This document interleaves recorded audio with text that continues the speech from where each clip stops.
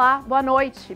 Boa notícia, entrevista hoje a ministra da Igualdade Racial, Aniele Franco, que estreou num cargo político em 2023 convidada pelo presidente Lula. É jornalista, professora, teve sua vida atravessada por uma tragédia pessoal e política em 2018 com o assassinato de sua irmã, a vereadora e ativista Marielle Franco. Boa notícia, tenho a honra de receber hoje aqui a ministra Aniele Franco. Muito obrigada, ministra. Imagina, Bia, uma honra estar aqui com você. Sempre bom voltar a essa casa e o prazer é meu. Ministra, vou começar com um tema primordial no assunto de igualdade racial, que é o direito à vida, o direito a sobreviver.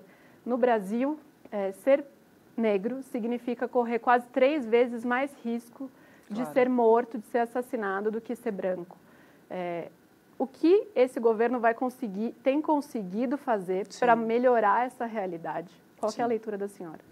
Esse é um desafio, é um tema que permeia, acho que toda a população negra desse país.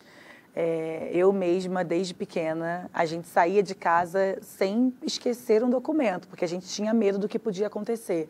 E meus pais ensinaram isso muito para mim, para minha irmã, desde nova, né? E quando a gente começa a entender um pouco politicamente dos fatos e dos dados que o nosso país apresenta, infelizmente, a gente tem, né, segundo dados do Fórum de Segurança Pública, a gente tem a cada 23 e 25 minutos um jovem negro assassinado ou violentado no país, né? Voltando um pouco ali, ou indo melhor um pouco ali para as mulheres negras têm 70% a mais de chance de serem violentadas ou assassinadas ou estupradas no nosso país. Então, são dados que trazem um alerta de uma população que é mais vulnerabilizada e que precisa ser a mais cuidada, né? Quando nós entramos no governo em 2023, eu tinha um desafio, Bia, que era pensar quais as emergências e por onde nós iríamos, né? E a população negra urgia por muitas coisas: saúde, educação, segurança pública, acesso a emprego. E muitas das vezes eu entendia que o nosso papel ali do início era, além de transversalizar, fazer com que as políticas chegassem concretamente na ponta. Então, nos municípios, né, nas cidades, que eles se sentissem acolhidos. Então, eu gostaria, né, de citar o Juventude Negra Viva, porque, para mim, é uma política, é um programa, assim, o cargo-chefe do Ministério da Igualdade Racial, onde a gente pensa não só a redução da vulnerabilidade, como você traz na sua própria pergunta, e eu falei aqui nos dados, mas também esse acesso de direito de vida, de dignidade. Então, o Juventude Negra Viva, ele tem ali, né, a composição de mais de 18 ministérios conosco, pensando a redução, óbvio, a parte da violência, mas também o acesso à educação, ao esporte, à cultura. Então, acho que esse é um ponto que demarca que onde tem violência é onde o Estado, onde o governo precisa chegar. Não dá para ser, como a gente teve agora um caso no Rio de Janeiro, infelizmente, de uma festa junina acontecendo e um garoto, um trabalhador, um estagiário ainda, ser assassinado com um tiro na cabeça de uma bala que é perdida, mas que é achada, porque, infelizmente, sempre acha um corpo preto. O Eros Guimarães Mendes, de 24 anos, hoje, essa semana estamos falando dele, mas a gente fala de tantos outros, né? E aí falando sobre a violência policial especificamente, né? E que também atinge muito mais os negros. Com relação a isso, o governo ele propôs ao Congresso, apresentou uma proposta de emenda à Constituição com relação à segurança pública, né? Fazendo uma reformulação em alguns pontos das forças de segurança.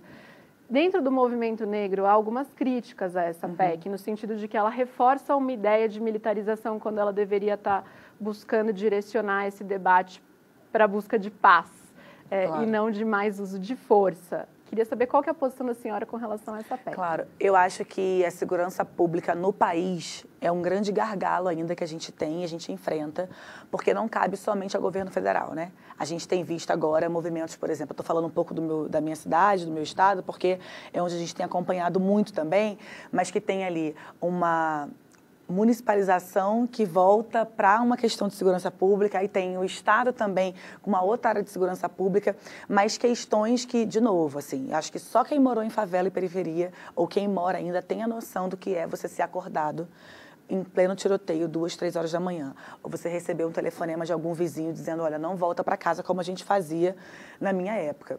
E é aterrorizante, assim, não é normal isso. Eu acho que toda a questão, seja ela a PEC, seja ela as questões estaduais ou municipais, precisam ser olhadas com mais carinhos para esses territórios. Claro, talvez a gente esteja um pouco longe de ter a perfeição, né? Porque para mim a perfeição seria toda e qualquer pessoa, pobre ou não desse país, ter o direito de ir e vir. Se a gente mora na zona sul do Rio de Janeiro ou de São Paulo, seja lá onde for, você tem o direito de chegar e sair do seu prédio em segurança, deveria ser igual, né? E o Estado deveria prover isso.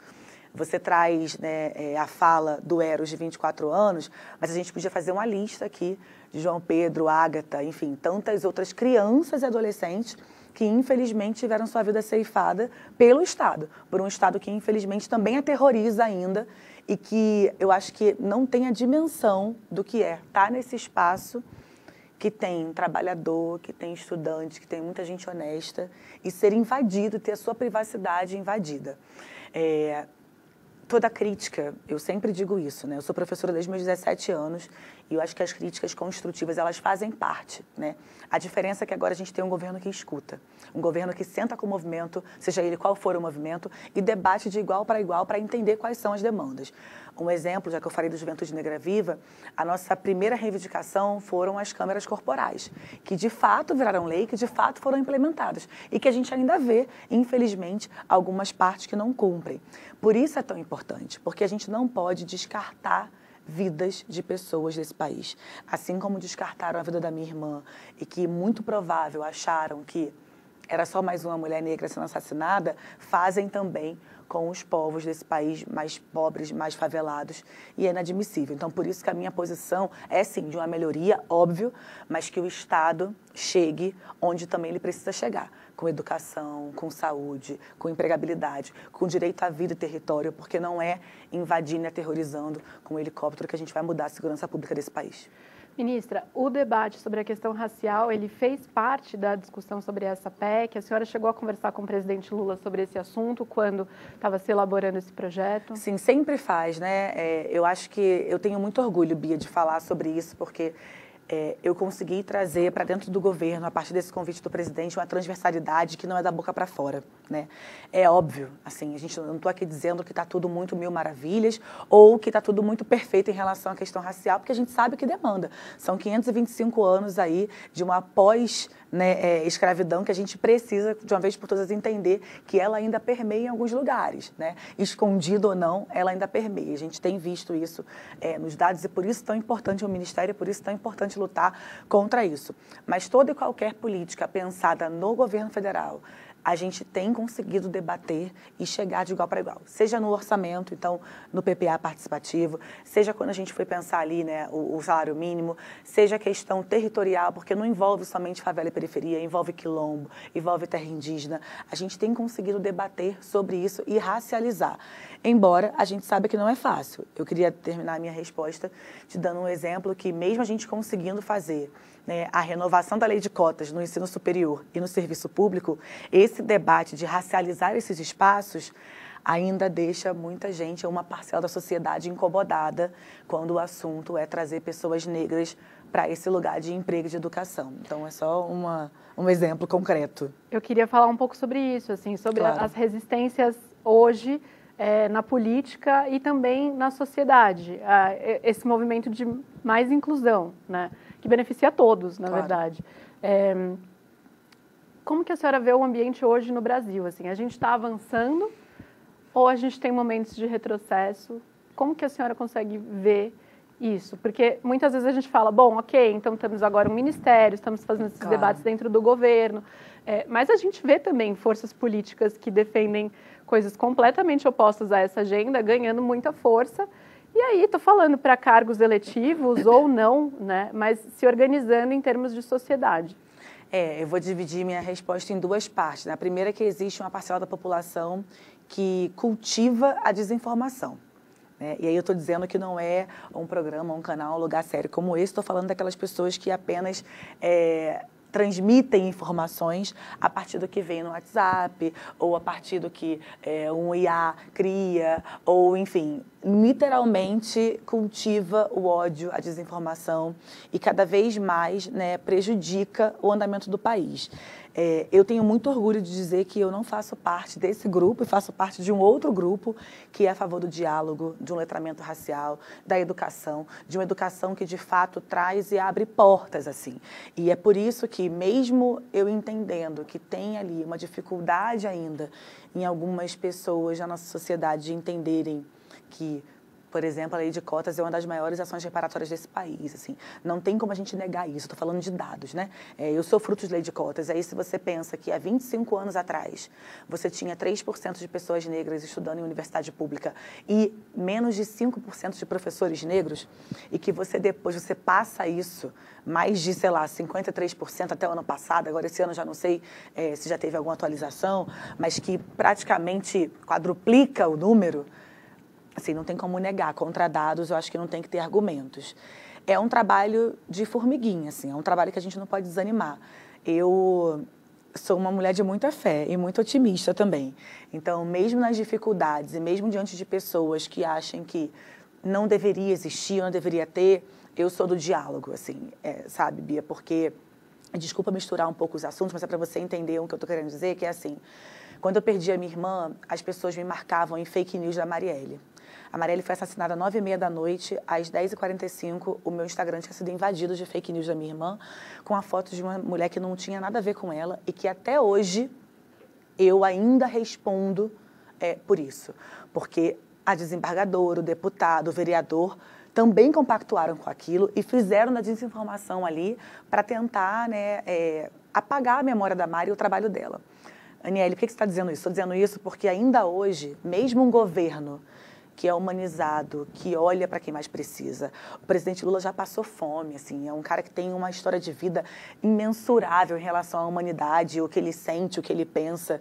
E eu falo isso assim com o meu coração muito tranquilo, de uma pessoa que está à frente de um país, que se emociona quando vê alguém que precisa dele, e, por outro lado, alguém que cria tanta mentira em relação a isso, de um governo que tem feito tanto, seja em relação ao esporte, à educação, à saúde, e ainda assim as pessoas preferem desinformar do que apoiar um país que está em crescimento. Então, é difícil, assim, eu vou te falar que às vezes você precisa ter ali um jogo de cintura, sentar, ter paciência para conversar e explicar, principalmente na questão racial, onde dizem que não precisa, mas o povo negro desse país, ele está pronto para chegar, permanecer, mas precisa de oportunidade, que nos foi negada há muito tempo.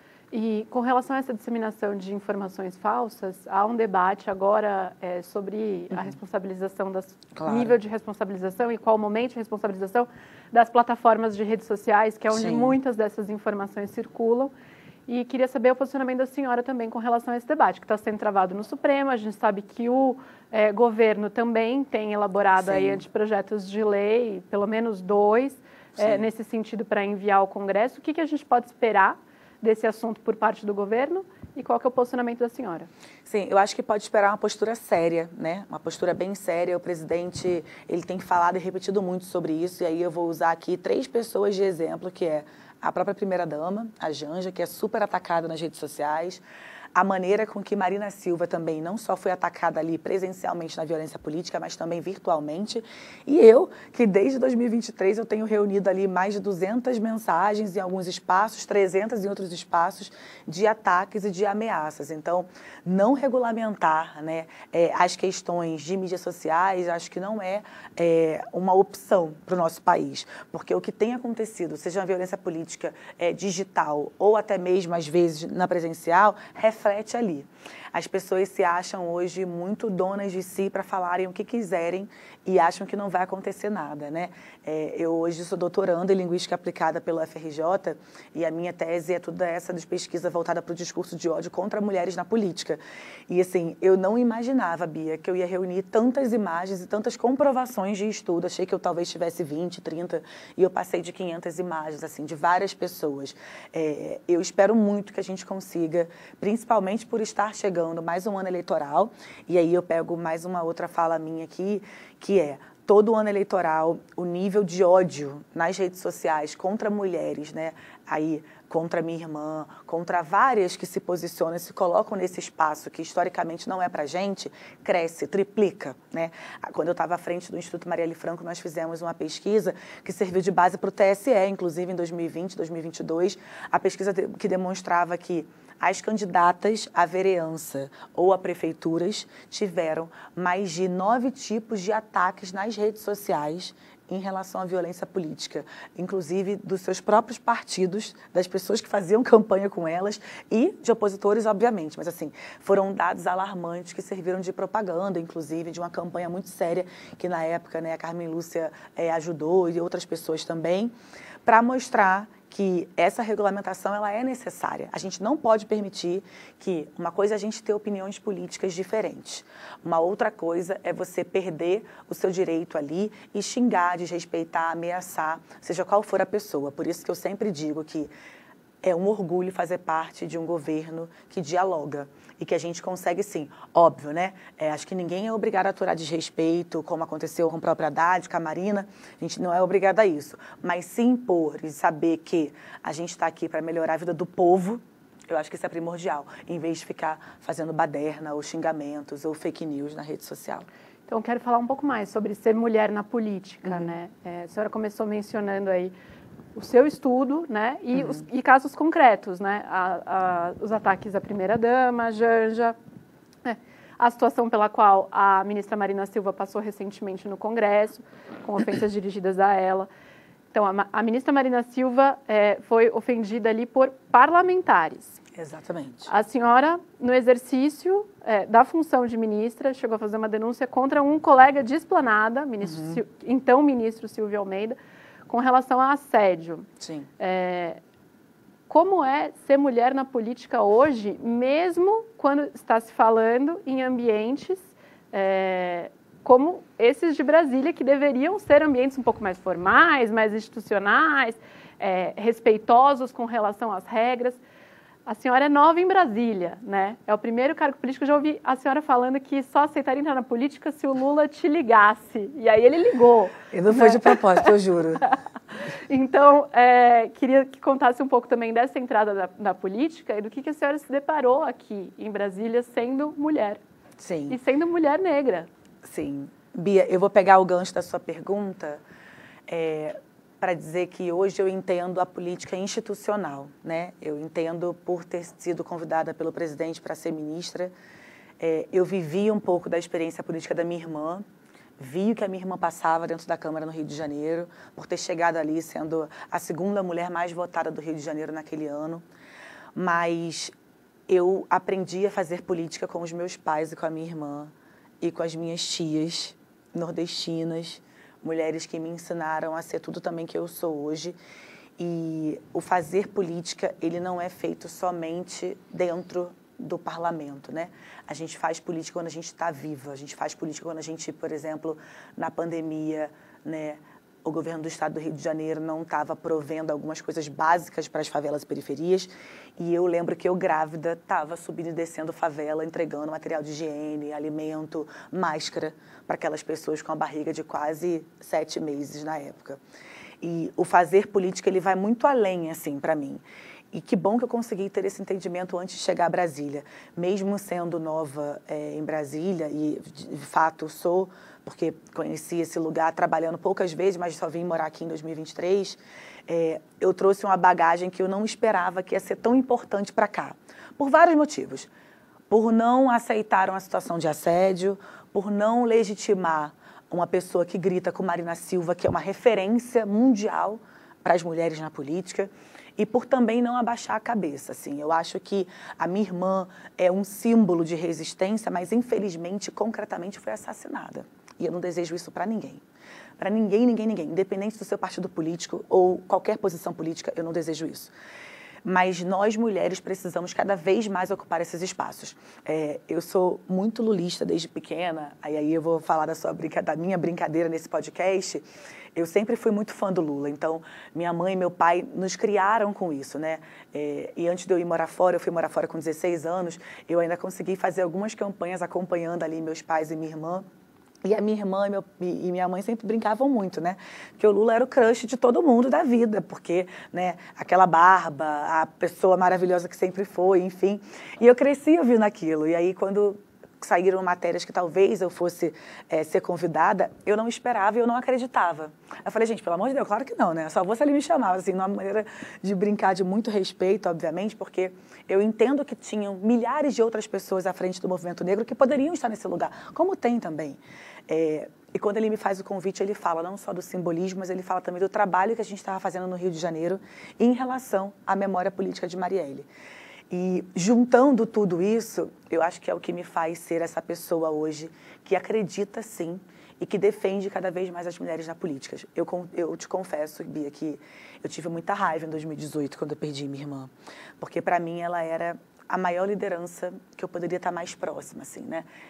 Eu acreditava, eu ajudava, eu participei da campanha da Mari, com minha filha pequenininha ainda, a gente rodava o Rio de Janeiro, a gente pagou do nosso bolso várias coisas para a gente conseguir botar mais e mais coisas na campanha dela, e do nada me tiraram a minha liderança, assim, e eu fui jogada nesse lugar, até mais pelas pessoas do que por mim mesma, que falavam, não, você tem que ir, você tem que entrar e tal, e eu relutei a entrar na política, com medo também. 2020, 2018, 2022, todos os convites que vieram para me candidatar, ali naquele momento eu falei, eu não tenho como ainda. E hoje eu tenho orgulho disso. O futuro, não sei. Medo, inclusive, de ser morta. Medo de ser morta, medo de não também dar conta de alguma coisa, porque, assim, é isso, né? A Audre Lorde fala muito pra gente da raiva como motor, e eu tinha raiva de ter perdido a minha irmã daquela maneira, eu não aceitava aquilo. Eu falava, gente, todo mundo tá vivo ainda, fazendo política, e por que só ela? Eu demorei um pouco para digerir. E quando veio o convite do presidente e as conversas políticas que eu fiz, obviamente, primeiro eu conversei com meus pais, com a minha sobrinha, que é a única filha da Mari, e a gente entendendo o que estava acontecendo ainda, eu falei, não, é um desafio que... Esse desafio eu vou aceitar. Para frente a gente vê o que vai acontecer. Mas também por isso, assim, acho que para seguir honrando a memória e o legado da minha irmã. E que tal? Como te caiu esse período? Como está te caindo esse período aqui no Ministério? Como te caiu a política? Essa política institucional, né? Eu sei que você já fazia esse trabalho político, mas... É desafiador, Bia, é desafiador. Eu tento me controlar todas as vezes que eu estou perto do presidente, de pessoas como Marina, que eu amo. Eu trabalhei com Ana Moser, né, gente? Assim, eu vindo do vôlei, né? Criada no vôlei, joguei vôlei a vida inteira. Eu pedia foto para Ana Moser toda hora. Mas tirando essa parte do orgulho de estar com pessoas que você admira e acredita, é uma honra imensurável saber que você tem conseguido fazer algo para ajudar a melhorar a vida das pessoas. Acho que é isso que me move. Quando perguntam assim, e aí, você está gostando, você vai continuar? Eu falo, cara, é uma missão que me dá gosto fazer. Por isso que eu falo que eu sou do diálogo, por isso que eu falo que eu incentivo cada vez mais mulheres a entrar nesses espaços, por isso que eu digo também que, assim, cada dia eu me pergunto, Bia, onde que a minha irmã estaria? Porque a Mari, quando ela entra para a política, foi aquele fenômeno, né? E hoje ter acesso a situações institucionais que a gente pode, de fato, sentar, chegar num quilombo titular, que a gente pode chegar na universidade e falar assim, olha, a gente conseguiu renovar a lei de cotas, que a gente pode sentar com vários editais e vários intercâmbios e mudar a vida de pessoas como a minha foi mudada, é um orgulho danado, assim. Claro que nem tudo são flores, você cita na sua pergunta várias situações que a gente teve que passar e enfrentar, mas ainda assim... Eu digo e repito que, com muito caráter, com os meus valores, com muita fé, esse é um lugar que precisa ser ocupado cada vez mais por mulheres. E onde você imagina que ela estaria, Marielle, hoje? No mínimo, como deputada. Uhum. Eu acho que ela teria deslanchado ali ainda muito. E a senhora já falou sobre o desejo de se candidatar eventualmente ao Senado em 2026. É isso? 26 está perto, mas está longe, né? Vamos falar assim. Mas eu sou muito da construção coletiva. Assim, eu tenho muitos desejos de muitas coisas, mas eu sou uma soldada. Eu brinco muito com o presidente sobre isso. Acho que o meu maior desejo é ver ele bem, primeiro, com saúde, para uma reeleição. Eu não escondo isso, porque eu confio muito no presidente Lula, eu confio muito no que ele tem feito. Então, esse é o meu maior desejo. Mas eu vou me colocar à disposição do partido, à disposição do presidente e decidir em conjunto qual seja lá, qual o melhor caminho, né? Seja lá qual for. Mas você se vê no Congresso, você se imagina, seja na Câmara, no Senado, imagina essa possibilidade? Eu me vejo em muitos espaços, mas não vou dizer aqui que eu também não me vejo em outros espaços da política institucional. E aí, com relação, você falou muito sobre admiração pelo presidente Lula. Nesse ano, o presidente Lula sofreu uma queda nos índices de popularidade, inclusive entre a população negra. A aprovação dele despencou ali no início do ano entre a população negra. Na sua leitura, por quê? Eu acredito muito na desinformação. Eu acho que o que a gente tem vivido, aliás, eu acho não, eu tenho certeza que o que a gente tem feito no governo, seja no âmbito da igualdade racial ou em qualquer outro âmbito, a gente tem feito muita coisa. Mas a gente ainda compete com uma desinformação, com uma máquina de ódio contínuo, contrário ao que a gente representa nesse lugar. E eu daria um pouco para isso, assim, sabe? Porque não é fácil você comandar um país e pensar todas as emergências da maneira com que ele faz, com maestria, e ao mesmo tempo combater muita fake news. A gente não precisa ir muito longe. O que eu estou falando aqui é de, infelizmente, eventos e mais eventos que acontecem, inclusive com próprias Big Techs, né, que dão ali muita ferramenta, eu diria, para a oposição. Críticas vão acontecer. Eu falo muito isso no Ministério, eu converso muito isso, por exemplo, com a própria Janja, com outras pessoas. As críticas vão acontecer e isso faz parte. Agora, o que a gente não pode é apenas se basear nas pesquisas e parar de trabalhar. Isso nunca. Então, se teve uma queda, vamos melhorar para subir. Vamos comunicar melhor, vamos estar mais nos territórios, né? Há 2 semanas atrás, nós estávamos em Minas, em Turmalina, e assim, o que a gente viveu ali com aquelas mulheres, eu falei, gente, isso era para estar em todos os espaços possíveis, porque não só a gente chega com entregas concretas, mas também a gente chega no território, com o pé no chão. Eu sinto muita falta disso, da Aniele ter mais tempo de fazer. Eu tenho conseguido fazer em alguns territórios, mas não em todos, porque a nossa agenda é isso, um dia está em cada lugar. Mas eu acho que a gente está, de fato, entregando muito e também, ao mesmo tempo, brigando com a desinformação muito ferrenha no nosso país. E qual que você acha que é o caminho daqui até 26? Você está mencionando que vai trabalhar pela reeleição do presidente Lula, estando ele bem para concorrer. Qual que é o caminho para isso? O que esse governo precisa fazer daqui até 2026, entregar, mostrar? Você mencionou a comunicação, mas é preciso ir mais para as bases, ir mais para a esquerda ou fazer um movimento de maior composição com o Congresso, com Sim. o centro? O que tem que fazer? Trabalhar e trabalhar muito, assim. Eu espero que as pessoas se espelhem no presidente Lula.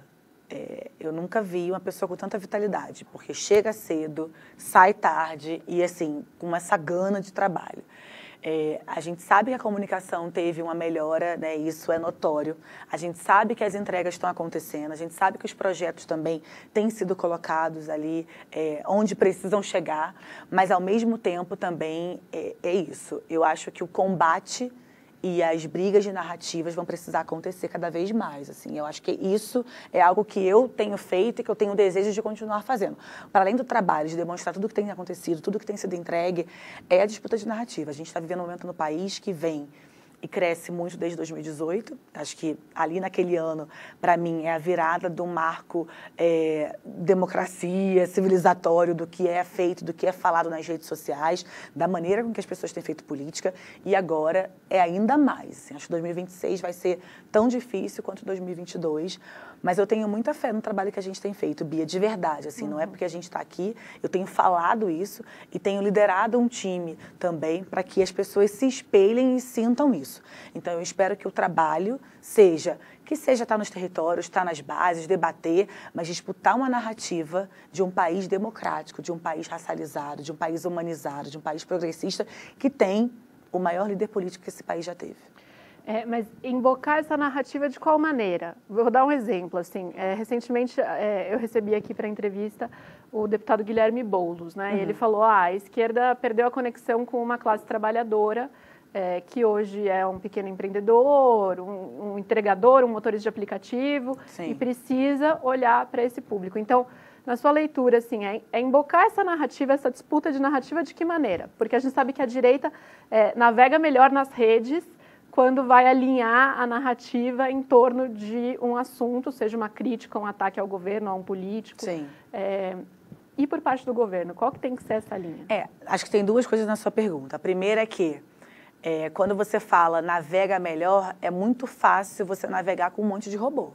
Você tendo ali dinheiro, big techs por trás daquilo ali, então seja mais fácil. Se a gente tivesse acesso a essas, talvez, ilegalidades, talvez a gente navegasse tão bem quanto. Eu discordo um pouco com isso, porque eu acho que ali não é um jogo honesto, né? Eu acho que tem as jogadas, os personagens muito bem posicionados ali e feitos, mas que no fundo, não cuidam do povo. Quando eu falo de disputa de narrativa, eu concordo que a gente precisa estar com essas bases, que é o que a gente tem feito, então por isso o protocolo com o iFood, os protocolos pensados com entregadores de mototáxi, entregadores de Uber, enfim, motoristas de Uber, perdão. Mas, ao mesmo tempo, essa conexão não pode ser da boca para fora. Uma coisa é você chegar por chegar pelas redes sociais, outra coisa é você estar com o povo de fato. Assim. Agora mesmo, né, nessa questão do Eros, o Ministério desceu para estar no Santa Amaro, para ouvir os familiares, para ouvir a comunidade, para ouvir as pessoas que mais precisam. É disso que eu estou falando. Assim. Eu particularmente não vi nenhum deputado da direita lá, ou nenhuma pessoa da direita para dizer assim, o que aconteceu com o Eros? Então, não adianta você chegar nas redes sociais e ter 300 milhões de visualizações, mas que no seu dia a dia você não é nem um pouco humanizado para querer cuidar de quem mais precisa. Então, para mim, é um pouco disso. Assim, a narrativa que, muitas das vezes aqui, às vezes até pelo nosso cargo institucional, você chega mostrando o seu trabalho. Você não vai ficar batendo boca para demonstrar, né, o que você é contrário ou não.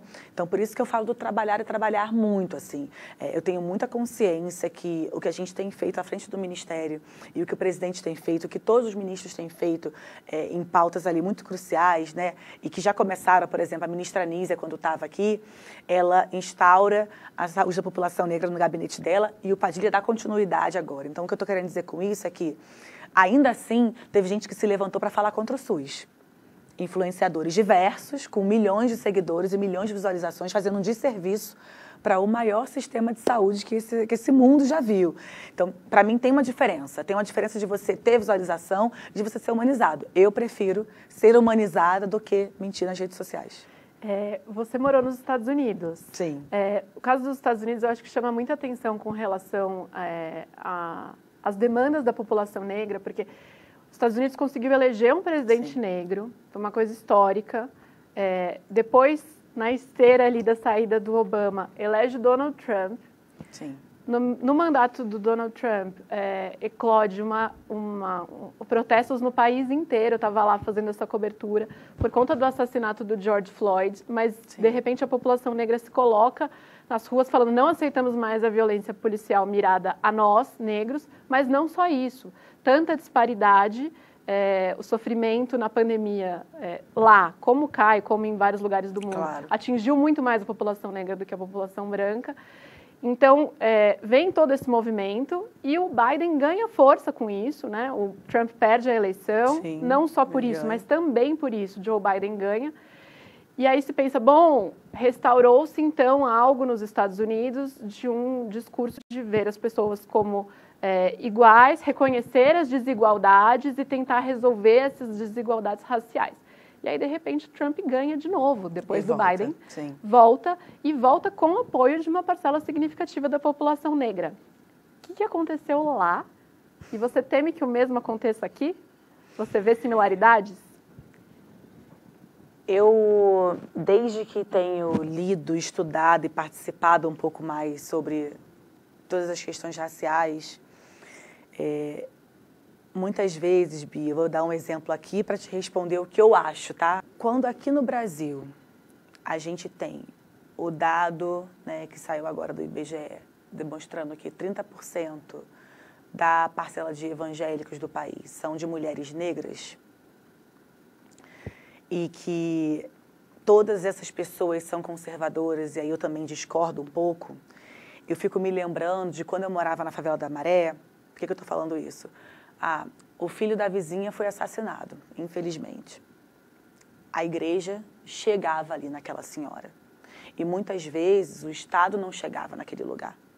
E aquela senhora que estava triste, arrasada, porque perdeu o seu filho, perdeu o seu ente querido, precisava se apoiar em algum lugar. Então, aquilo ali, onde abre brecha, alguém ocupa.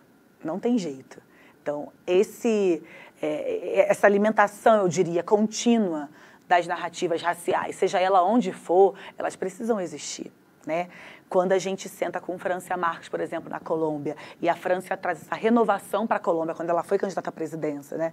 E ela fala sobre isso, ela fala do movimento negro naquele lugar, também é um pouco disso, assim. Então, esse avanço da extrema-direita, seja lá, seja aqui, seja na Europa, que a gente tem acompanhado, que infelizmente tem avançado, também é fruto de um espaço que ficou aberto, assim. Eu não tiro essa culpa, não. Eu acho que isso existe, sim. E eu acho que essa falta de diálogo em alguns movimentos, em alguns momentos também, ocorreu. Eu morei lá na época do Obama, eu via, né, o Black Pride, como todo mundo falava muito sobre e alimentava isso, mas logo depois também a onda de desinformação que vem, tanto aqui quanto lá, também ajuda para isso. Eu não tenho medo do que pode vir a acontecer. Eu acho que o que a gente tem que fazer é trabalhar e estar muito tranquila com o que a gente vai entregar, com o que a gente pode entregar. E assim, eu espero muito, muito mesmo, que até o final do ano que vem, ou até a próxima eleição, né, do nosso país, a gente consiga de fato fazer com que as pessoas dessa sociedade entendam que não é só sobre ganhar uma eleição. A gente está falando de democracia, a gente está falando contra fascistas, contra as pessoas racistas, contra os homofóbicos, contra as pessoas machistas. Assim, não é viável, ao meu ver, como uma mulher negra de favela, como ter sido ministra do presidente Lula, como ter sido irmã de Marielle. Para mim, não é viável tolerar alguns posicionamentos da extrema-direita do nosso país que desumanizam, de fato, a nossa luta. Seja ela racial ou não, qualquer que seja a luta do movimento social, porque, para mim, é entre democracia e não democracia. Mas por que tem parcela da população negra que se identifica a ponto de votar em políticos com esses discursos? É por isso que eu acho que tem, assim, tem alguma falta, alguma ausência. Por isso que eu comecei falando um pouco isso. Assim, acho que quando não tem um lugar que é ocupado, uma outra pessoa vem e ocupa. Assim. É muito fácil, às vezes, você se encantar pelo mais fácil por quem chega para você até ali. E, infelizmente, a gente vive uma parcela ainda no nosso país que os votos ainda são, às vezes, contados, dependendo da região ali, por trocas. Não é todo mundo que tem uma leitura política que entenda que o país evoluiu no salário mínimo, ou aqui ou ali, em outras áreas, com o presidente Lula. Não é todo mundo que tem isso, porque a pessoa está ali se informando pelo WhatsApp. Então, vai existir isso. Eu posso estar muito enganada, mas eu bato na tecla da desinformação. Assim, eu acho que existe um nível de desinformação no nosso país ainda, que é onde a gente precisa chegar, seja no território, na base, na comunicação, que precisa de atenção. E eu acho que esse é o nosso maior desafio para 2026.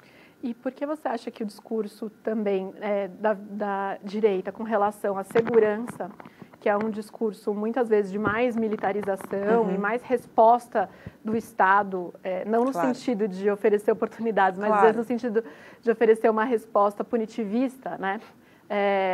Por que esse discurso tem tanto apelo no Brasil? Um discurso que ganhou força de alguns anos para cá, né? Aquela fala fatídica que muitas vezes, muitas pessoas da direita repetiam, né? Abre aspas aqui, que é o bandido bom, o bandido morto, fecha aspas. Isso foi muitas vezes falado e a gente, enquanto defensores de direitos humanos, demonstrava ser contrário a isso, porque é um discurso que é o mesmo discurso de quem entra na favela e assassina o Eros. É o mesmo discurso de quem não liga ou não se incomoda com quem está saindo para trabalhar, ou voltando da escola, ou chegando de um treino, ou indo na padaria e é assassinado. Ou pior, está dentro de uma escola e é assassinado. Por isso que é um discurso, para mim, que a mim não convence. Assim. Então, por ter sido criada na Favela da Maré a minha vida inteira, eu jamais faria esse discurso. Eu deitava no chão com os meus alunos quando dava aula na Maré, depois que voltei dos Estados Unidos, e eu me lembro perfeitamente o caos e o terrorismo que é aquilo. Então, esse discurso mais punitivista de que tem que ocupar o espaço, não com violência. A ocupação ela tem que vir de outra forma, com lazer, com cultura, com educação. Assim, a minha irmã faz uma dissertação de mestrado sobre isso, já falava sobre isso, a gente já estudava e lidava com isso há anos. Para mim, é um discurso que, infelizmente, ganha força naquelas pessoas que são mais leigas ou que não moram em áreas como essas, mas que, para mim, eu jamais vou defender. Ministra, a senhora vinha falando sobre o que foi possível fazer e o que tem feito nesses 2 anos e meio, quase, né, à frente do Ministério, aqui no governo Lula. O que a senhora gostaria de ter feito que não conseguiu fazer ou que pretende fazer até o final? Eu queria ter viajado mais o país e rodado mais, mas acho que, infelizmente, eu sou uma só. E ainda assim foram mais de 200 voos num ano, no outro também. Mas eu saio muito tranquila, assim, eu acho que é isso. Eu queria ter estado em mais territórios, mesmo tendo ido praticamente para todos os estados. Eu não saio com sentimento, né, quando chegar o momento de arrependimento, de algo que não tenha sido feito. Tudo que estava ao nosso alcance nós fizemos, desde o Juventude Negra Viva, aos territórios quilombolas, a bolsa de estudo, aos editais, as questões do racismo no esporte, que foram, assim, muito importantes também nesse período. Mas, para além do que a gente fez, Bia, e do que ainda, né, vai ser feito até o dia que o presidente achar que eu não tenho que estar mais, ou, enfim, acabar o mandato, eu acho que fica um legado muito importante, assim, que o Ministério da Igualdade Racial ele precisa existir e permanecer. Assim como das mulheres, assim como dos povos indígenas, assim como os direitos humanos e todos os outros, são áreas muito cruciais e importantes para o nosso país. Assim, né? O Ministério da Igualdade Racial cuida de mais de 55% da população brasileira e são pessoas que estão ali nas áreas mais vulnerabilizadas desse país e que precisam ser olhadas com carinho. Então, eu tenho muito orgulho de ter conseguido a renovação da lei de cotas no serviço público, no ensino superior. Eu tenho muito orgulho de a gente ter conseguido incidir diretamente na aplicação da Lei 10.639, com intercâmbios, com editais, com educação antirracista, da gente ter conseguido bater recorde, né, na titulação de quilombos, da gente ter feito uma discussão muito importante contra a violência política de gênero e raça, principalmente, com audiência públicas, com parlamentares, internacionalmente falando, né? França procurava a gente teve ali trocando com a vice-presidenta dos Estados Unidos entre equipes, com a OCI também. Então, assim, foi um período de um trabalho muito intenso, de muita responsabilidade, mas também de uma transversalidade concreta, de ver o orçamento participativo em gênero e raça, de ter um pacto pela igualdade racial nas empresas, né, com empregabilidade, falando ali com a presidenta do Banco do Brasil, com Petrobras, com a Caixa Econômica, com tantas áreas que a importância de ter estado nesse espaço e ter conseguido fazer com que as pessoas entendessem a luta e a causa antirracista. Eu fiquei cansada só de falar, porque assim, eu queria falar mais. Mas quando eu lembro, assim, cada passo dado, cada viagem, cada protocolo assinado, cada acordo de cooperação, tudo isso enche a gente de orgulho, assim, sabe? Cada parceria feita com os ministérios foi um trabalho intenso. E com todos esses diálogos, qual que é o maior problema do país hoje, na leitura da senhora? Olha, é desafiador dizer qual o maior. Mas, quando eu entrei aqui, Bia, eu achava que o maior problema era ter milhões de pessoas passando fome, assim. Eu acho que isso é uma coisa que tira qualquer ser humano do eixo, porque você não ter o que comer, você não ter onde morar. Só quem já passou por isso sabe, assim. Só quem já precisou dividir ou escolher se você come à noite ou você come de dia. E aí me embarga um pouco a voz isso, porque, para mim, esse é o maior problema. E quando o presidente lança, né, a Aliança Global contra a Fome, que as pessoas encampam, o país inteiro, vários países do mundo vêm com ele e a gente consegue essa redução, eu acho que foi um dos maiores problemas que começou a ser sanado.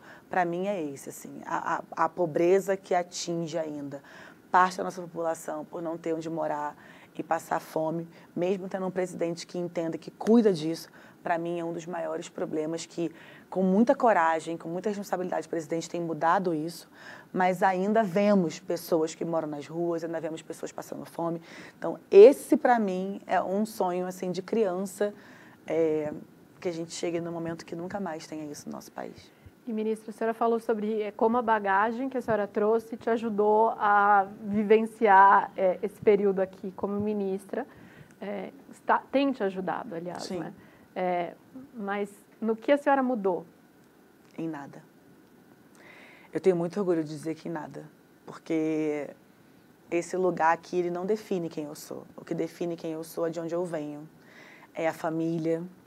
E eu sou chorona, eu sempre me emociono falando isso, mas é muito bom você sair na rua e falar assim, você é a ministra mais acessível, você é a ministra do povo, você fala com todo mundo, você para. Eu não mudei em nada, assim, eu sabia que era um cargo temporário, que seria um cargo temporário.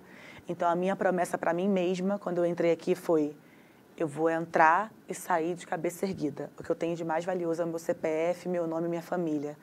Então, a Aniele da Maré, irmã de Marielle, filha de Marinette, vai sair sendo ex-ministra quando sair, mas do mesmo jeito. Eu não mudei a minha vida em absolutamente nada. Eu continuo indo à missa todo domingo, eu continuo malhando, jogando vôlei, estudando, cuidando das minhas filhas, preferindo estar com a minha família do que em qualquer outro lugar.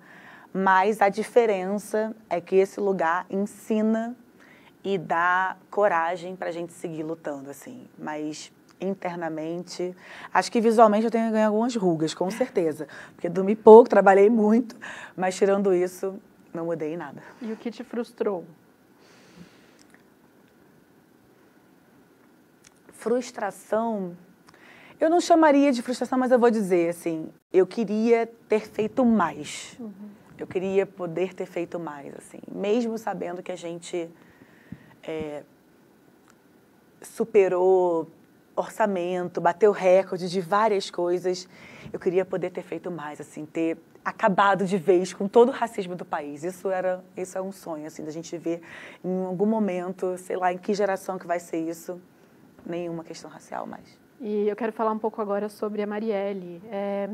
No mês passado, a PGR, Procuradoria-Geral da República, apresentou ao Supremo as alegações finais, né? Sim.